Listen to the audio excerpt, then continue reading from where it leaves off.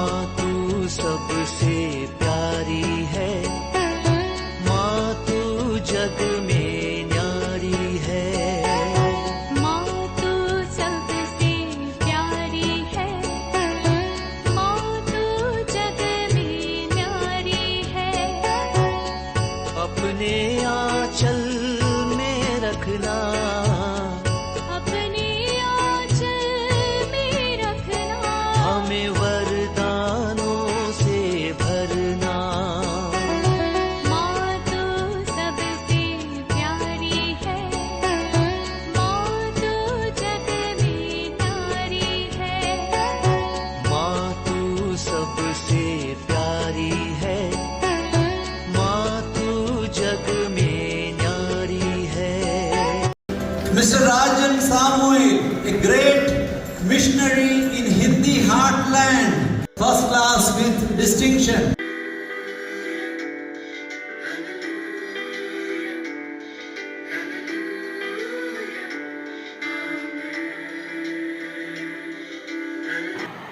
पिता, पुत्र और पवित्र आत्मा के नाम पर आमीन। आप सबों को जय यीशु।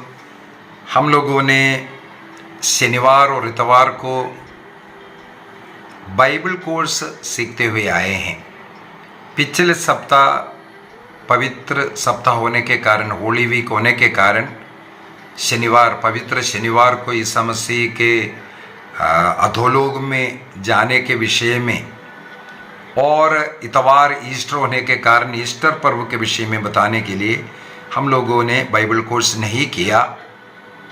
अब तक हम लोग प्रकाशन ग्रंथ अध्याय 6 तक, प्रकाशन ग्रंथ का एक एक अध्याय एक एक दिन में हम लोग सीखते हुए आ रहे हैं।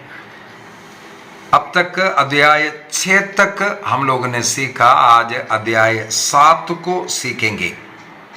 प्रकाशन ग्रंथ को एक एक चैप्टर को सीखने के लिए आप लोगों से अनुरोध है, ये क्लास सुनते वक्त यदि आप अपना पवित्र बाइबल को साथ में रखेंगे, खोल करके देखेंगे, ये आपके लिए बहुत ज़्यादा फायदा दे सकता है।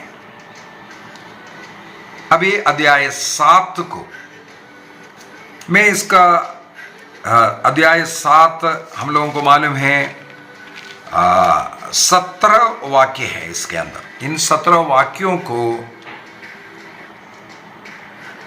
4 भागों में विभाजित करके हुए, 4 भागों में विभाजित करते हुए इन 17 वाक्यों को हम आज के क्लास में स्टडी करेंगे। सबसे पहले फर्स्ट पार्ट में अध्याय 7 का वाक्य 1 से लेकर के 3 तक वचन, जहां पर 4 स्वर्गदूत और चारों ओर से आने वाले पवन, हवा, इसके विषय में, और दूसरे भाग के अंदर अध्याय 7 का वाक्य 4 से 8 तक भागों में मुख्य बात 1,44,000 लोग जो प्रभु के साथ दिख रहा है, वे लोग कौन हैं? क्योंकि 1,44,000 के संख्या के साथ खिलवाड़ करते हुए अनेकों लोग गलत शिक्षाएं दे रहा है। विशेष रूप से हमें मालूम है एक इस प्रकार का शैतानी ग्रुप एम्बर इमैनुअल केरल में ऐसा एक बिल्डिंग बना करके अनेकों लोगों को ये शिक्षा दे रहा है, जो लोग इस बिल्डिंग के अंदर रहेगा वही स्वर्ग जाएगा। 1,44,000 को रहने के लिए इस प्रकार का पाषंडता में पड़े कुछ लोगों ने वहाँ पर एक बिल्डिंग का, जैसे नूह के समय पर एक पोत बनाया था, उसी प्रकार उसकी शेप में बनाकर रखा है। और जो लोग उसी के अंदर इकट्ठे होते हैं, केवल वही 1,44,000 मुझे सुनने के लिए आया। अभी तक इतना साल हो गया, 44,000 भी वहाँ इकट्ठा नहीं हो पाए। नहीं हो सकता, उनके आपस में लड़ाई झगड़ा, हत्या, पता नहीं क्या क्या हो रहा है। तो जो शैतान का कार्य से, शैतानी शिक्षा से हमें दूर रहने की ज़रूरत है। आज के इस क्लास के अंदर उस 1,44,000 का क्या सत्य टीचिंग है, उसको भी आप सुनेंगे। और तीसरे पार्ट में अध्याय 7 का वाक्य 9 से लेकर के 12 तक, वहां पर बहुत बड़ी एक संख्या, कई भाषी लोग का उसके अर्थ को समझेंगे। और अध्याय चौथा भाग के अंदर अध्याय 7 का वाक्य 13 से लेकर के 17 तक जो कष्ट के समय के विषय में जो लिखा हुआ है, बड़े क्लेश का जो समय, उसके विषय में हम लोग सीखेंगे। कैथोलिक कलीसिया का धर्म शिक्षा ग्रंथ 1138 के अंदर 1138 के अंदर स्वर्ग की आराधना जहां होता है स्वर्ग में, उसमें संत लोग, स्वर्गदूत लोग और समस्त सृष्टि उसमें सम्मिलित है करके सिखाते हैं। ईश्वर अपने लोगों को संसार के क्लेश से पहले सुरक्षित करता है और विजयी संतों की महिमा उन लोगों को प्रकट करते हैं जो पीड़ाएं सहने वाले लोगों को। प्रकाशना ग्रंथ क्यों लिखा गया, उसका उत्तर हम लोग इस क्लास का, प्रकाशना ग्रंथ का जो पहला क्लास जो होता है उसी क्लास के अंदर हम लोगों ने सुना था। तो उसको मन में रखते हुए ही इस चैप्टर को हम लोगों को पढ़ना है। पीड़ा सहन करने वालों को आश्वासन देने के लिए क्या प्रभु दिखा रहा है। अभी यहाँ पर कई चिन्ह हैं, कई बातें हैं, उसको हम लोग पढ़ते पढ़ते समझते जाएंगे। अध्याय 7 का वाक्य 1 से 3 तक के बीच में हम लोग पढ़ते हैं, मैंने पृथ्वी के चारों कोनों पर 4 स्वर्गदूतों को खड़ा देखा, वे चारों पवनों को रुक रहे थे। हवाएं वायुओं को रुकने वाला 4 स्वर्गदूतों को देखा है करके। इसका मतलब है संसार में विनाश लाने वाले जो शक्तियां और न्याय की शक्तियां, इसको देख रहा है। दुनिया में आने वाले परीक्षा और लोगों में आने वाले लोगों को मिलने वाले जो न्याय के विषय में इस भाग में सिखाते हैं। यहां पर संत अगस्तिन कहते हैं ये जो चारों पवनों के विषय में लिखा है वो शैतान की शक्तियों का प्रतीक है जो ईश्वर के नियंत्रण में रहता है। इसलिए स्वर्गदूत पवनों को रुक रहा है। शैतानी शक्ति, कल के क्लास में भी मैंने इसके विषय में बोला, परसों के क्लास में भी हम लोगों ने शैतानी शक्ति ईश्वर के हाथ में है, उसके अधीन रहता है, इसलिए ईश्वर का दंडवत किया, धैर्य भय से दंडवत कराया जाता है। ये सब हम लोगों ने मन चिंतन किया। और एसकीएल का ग्रंथ अध्याय 7 वाक्य 2 में चारों दिशाओं से आने वाला ये जो अंत का समय कैसे होगा, इसको और भी ये इंगित है। इसके बाद हम लोग देख रहा है उन पवनों को किसी के ऊपर, ना पृथ्वी पर, ना समुद्र पर, ना वृक्षों पर कोई अधिकार नहीं है। और एक स्वर्गदूत को पूर्व से ऊपर उठते हुए देख रहा है, जिसे हम लोग रक्षक दूत कहते हैं। उसके हाथ में एक संरक्षण की मुहर, उसके हाथ में एक संरक्षण की मुहर रखा हुआ। वहां पर ग्रीक भाषा में स्फ्रागिस लिखा हुआ मिलेगा। ये संरक्षण का मुहर या आधिकारिक चिन्ह वहां पर दिखाते हैं। अभी इसका क्या अर्थ है? हम लोग जब बपतिस्मा और दृढ़ीकरण संस्कार, बपतिस्मा और बैप्टिज्म एंड कन्फर्मेशन, उस समय पर हमारे शरीर में पवित्र आत्मा के द्वारा एक मोहर लगाया जाता है, उसको संरक्षण की मोहर कहते हैं।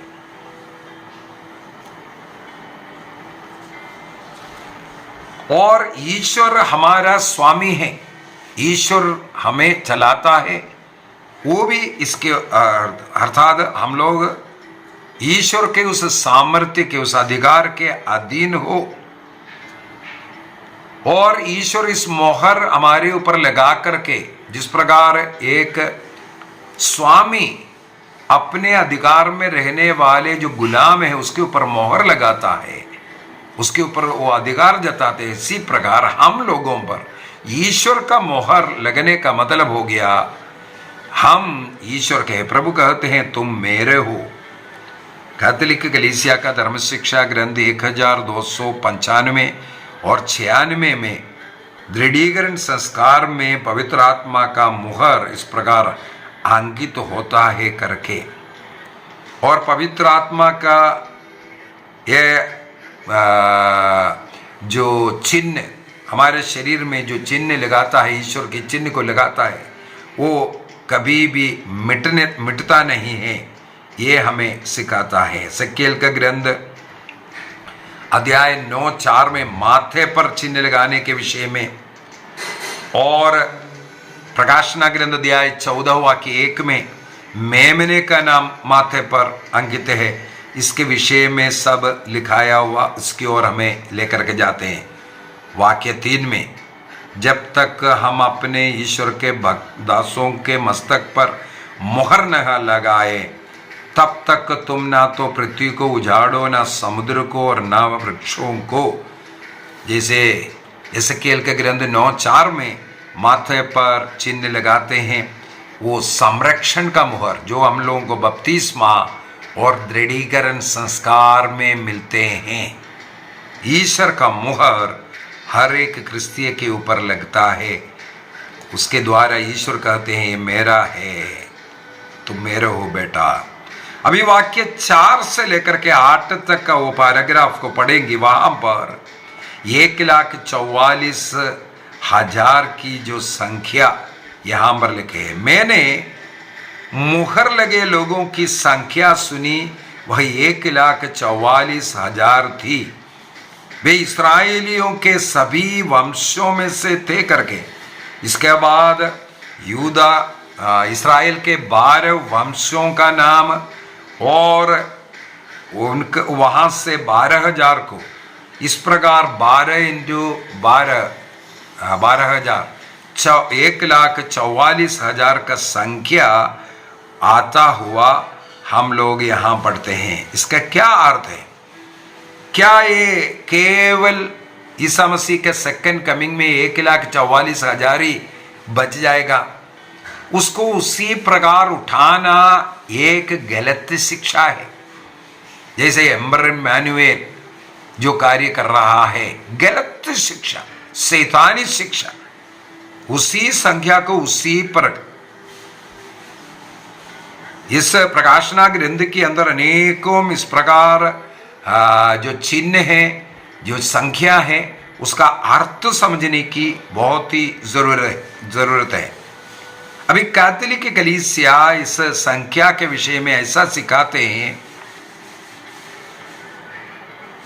यह शाब्दिक संख्या नहीं है, इसी प्रकार उठाने वाला संख्या नहीं, ये संपूर्ण ईश्वर के चुने हुए लोगों का एक प्रतीक मात्र है। इसलिए इस्राएल के 12 गोत्र और 12 प्रेरित, अर्थात चुने हुए लोग, इसका और एक अर्थ बोलूंगा, नए विधान की जो प्रभु ने जो स्थापित किया हुआ कलीसिया, जो प्रभु के नियम के अनुसार 7 संस्कार को ग्रहण करते हुए प्रभु के वचन के अनुसार पवित्र मिस्सा बलिदान, पाप स्वीकार संस्कार, प्रतिदिन प्रभु का शरीर रक्त को ग्रहण कर जीने वालों की वो संख्या, ये 1,44,000 नहीं, वो एक प्रतीक का संख्या है, उस संख्या का अर्थ है प्रभु की कलीसिया। नए इस्राएल अर्थात आज का कलीसिया, प्रभु की कलीसिया, उसकी संख्या को ये दर्शाता है 1,44,000। मेरे विचार में आपको समझ आ रहा है, उसी अर्थ में नहीं उठाना केवल 1,44,000 लोग ही बचेगा। गलत शिक्षा जो क्रिस्त के शरीर के अंग बन करके, कैथोलिक कलीसिया का अंग बन करके, बपतिस्मा दृढ़ीकरण संस्कार के द्वारा मुहर लगा करके प्रभु के वचन के अनुसार जीने वालों की संख्या प्रभु के लोगों की संख्या ही है। ये संख्या कैटेकिज्म 877 के अंदर 877 के अंदर कलीसिया के 12 प्रेरितों और उस नींव पर, प्रेरितों की नींव पर, इसलिए अपॉस्टोलिक कलीसिया चर्च कैथोलिक चर्च को कहते हैं, प्रेरितों के नींव पर बने हुए कलीसिया। ईसा मसीह ने मत्ती के सुसमाचार अध्याय 16 के अंदर जो 16 से लेकर के 19 तक वचनों में हम लोग जो पढ़ते हैं, ये 12 गोत्र जो लिखा हुआ है वो सारे मानव जाति मुझसे चुने हुए जो लोग प्रभु ईसा मसीह में विश्वास करने वाले लोगों का संख्या है। अभी वाक्य 9 के अंदर हम लोग पढ़ते हैं, मैंने सभी राष्ट्रों, वंशों, प्रजातियों और भाषाओं का एक ऐसा विशाल जनसमूह देखा। देखो वहां पर क्या लिखा, सभी राष्ट्र का, सभी वंशों का, सभी प्रजातियों और भाषाओं का एक विशाल जन समुदाय है। उनकी गिनती कभी कोई कर नहीं सकता। वे उजले वस्त्र पहने हैं, हाथ में खजूर की डालियां लिए सिंहासन तथा मेमने के सामने खड़े हैं और ऊंचे स्वर पर और स्तुति कर रहा, अर्थात ईश्वर की आराधना करने वाला समुदाय। सिंहासन पर विराजमान हमारे प्रभु ईश्वर और मेमने की जय। ये स्तुति करने वाला एक समुदाय को देखते हैं। यहां पर खजूर की डालियां, खजूर की डालियां इसका मतलब है वो विजय का, शांति का, उत्सव का प्रतीक है। खजूर की डालियां, जैसे पाम संडे के दिन ईसा मसीह को इसी प्रकार शांति के राजा के रूप में, विजयी राजा के रूप में यरूशलेम में गदह के ऊपर बैठ करके प्रवेश करते वक्त खजूर की डालियां हाथों में लेते हुए प्रभु की स्तुति आराधना करते हुए पाया, उसका एक प्रतीक यहां हम लोग देख सकता है। हमारे कैथोलिक लिटरेजी के साथ इसका एक बहुत बड़ा संबंध है। प्रभु का यरूशलेम प्रवेश में पाम संडे के दिन योहन का सुसमाचार अध्याय 12 वाक्य 13 के अनुसार हम लोग करते हैं। हथेली में शहीदों का विजय का चिन्ह लेते हुए स्तुति करना।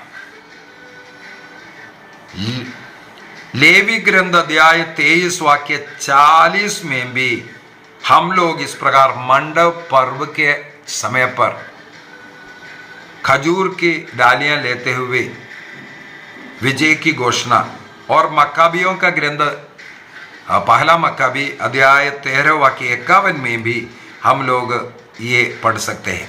दूसरा, ये सफेद वस्त्र क्या है, यहां पर हम लोगों को वाक्य 9 में और उसी प्रकार वाक्य 13 से पढ़ेंगे, वहां पर भी हमें मिलेगा जो सफेद वस्त्र पहना हुआ, उजले वस्त्र पहने हुआ व्यक्तियों के विषय में वर्णन किया हुआ है। वहां पर पूछा वयोवृद्धों से, मैं एक ने मुझसे पूछा ये उजले वस्त्र पहने कौन है और कहां से वे आए हैं। उस समय पर योहन उत्तर देते हैं, महोदय आप ही जानते हैं। और उसने मुझसे कहा ये लोग कौन है करके 24 वयोवृद्धों में से एक उसका उत्तर देता हुआ भी हम लोग पाते हैं। ये सफेद वस्त्र का अर्थ है प्रभु ईसा मसीह के लेहू से अपना वस्त्र धोने वाले, अर्थात प्रभु ईसा मसीह का बलिदान द्वारा मुक्ति प्राप्त करने वाले, पवित्र किए जाने वाले लोग। ये बपतिस्मा का प्रतीक भी है। बपतिस्मा में क्रिस्त में विश्वास करते हुए जब बपतिस्मा जब ले रहा है, हम लोगों का पाप क्षमा होते हैं, हम धुल जाते हैं, पवित्र बन जाते हैं। तो बपतिस्मा में उस समय पर इसलिए एक सफेद ड्रेस पहनने का ये सिंबल कैटेकिज्म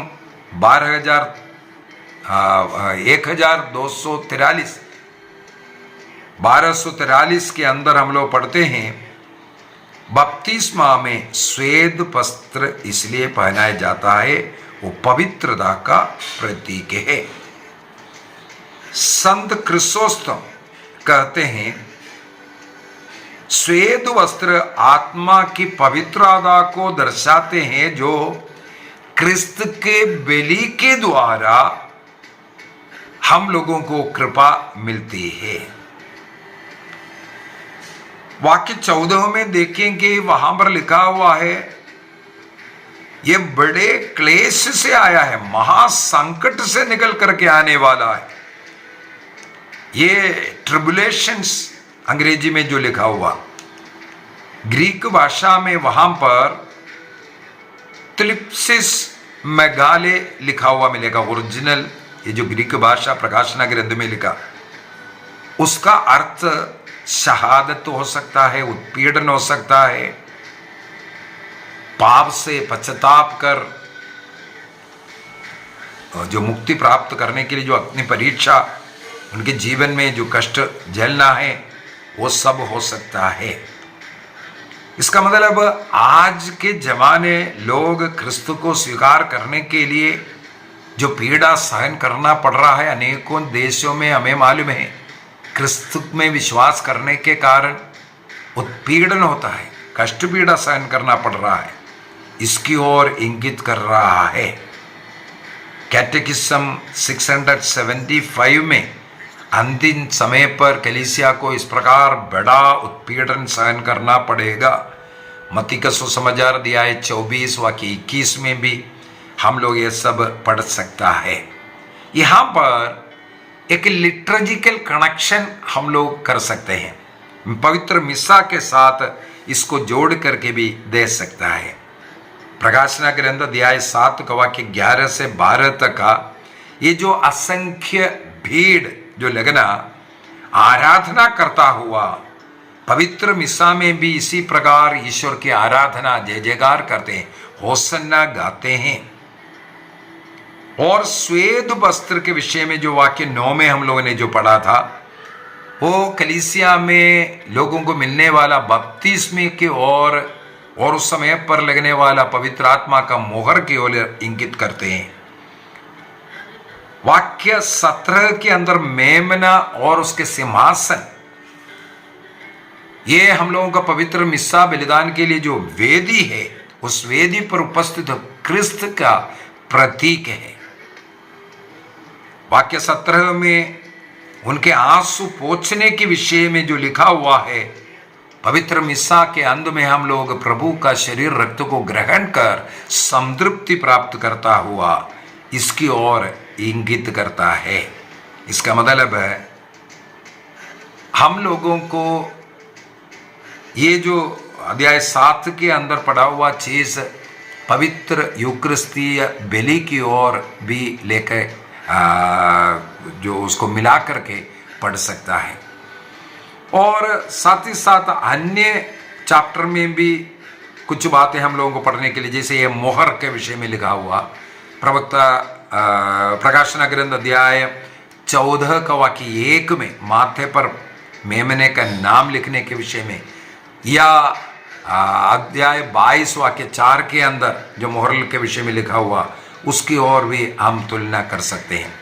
1,44,000 की जो संख्या है प्रकाशना ग्रंथ, उसके अध्याय 14 वाक्य 1 से 5 तक मेमने के साथ चलने वाले लोगों की संख्या यही लिखा हुआ हम लोगों को पढ़ने के लिए मिल सकता है। और उसी प्रकार वाक्य 8 से जो असंख्य सभी राष्ट्रों, वंशों, प्रजातियों, भाषाओं, उनके इस प्रकार का असंख्य जो भीड़ है, इसी प्रकार हम लोगों को प्रकाशन ग्रंथ अध्याय 19 वाक्य 1 से 6 तक भी स्वर्ग में प्रभु की स्तुति करने वालों की संख्या असंख्य है। इस प्रकार हमें पढ़ने के लिए मिलता है। और श्वेत वस्त्र, व्हाइट ड्रेस जो प्रकाशना ग्रंथ 3:5 में, 6:11 में, 19:8 में सब ये श्वेत वस्त्र के विषय में भी लिखा हुआ है। और आंसू पोंछने के विषय में यहां लिखा प्रकाशना ग्रंथ अध्याय 21 वाक्य 4 में, देखो यह ईश्वर का जो सिंहासन जो लोगों के बीच में, उनके बीच में रहने वाला और उनके सब आंसुओं को पोंछने वाला ईश्वर के विषय में दर्शन वहां पर दिखते हैं। तो हम लोगों को इस प्रकार अनेकों बातें इस क्लास में पढ़ने के लिए मिला। विशेषकर जो मोहर है, बपतिस्मा दृढ़ीकरण संस्कार में मिलने वाला जो ईश्वर का, पवित्र आत्मा का चिन्ह का प्रतीक है, जो 1,44,000 जो गलत शिक्षाएं जो चल रहा है वो नहीं, बल्कि संपूर्ण कलीसिया जो ईश्वर के लोग हैं, ईश्वर ने चुने हुए लोग, बपतिस्मा के द्वारा क्रिस्तु को अपनाने वाले लोगों का संख्या है। वे लोग श्वेत वस्त्र धारण करने वाला पवित्रता का वस्त्र है, प्रभु के लहू में धोया, इसका मतलब है प्रभु का क्रूस मृत्यु का कृपा अनुग्रह प्राप्त करने वाला। और स्वर्ग राज्य की आराधना में असंख्य लोग, सभी जाति भाषा भाषी उसमें है करके इस प्रकार प्रभु की कृपा अनुग्रह सबों को मिलने के विषय में इस अध्याय 7 के अंदर हम लोगों को पढ़ने के लिए मिलता है। प्रभु हम सबों को आशीष दे, पिता, पुत्र और पवित्र आत्मा के नाम पर आमीन। आप सबों को जय यीशु।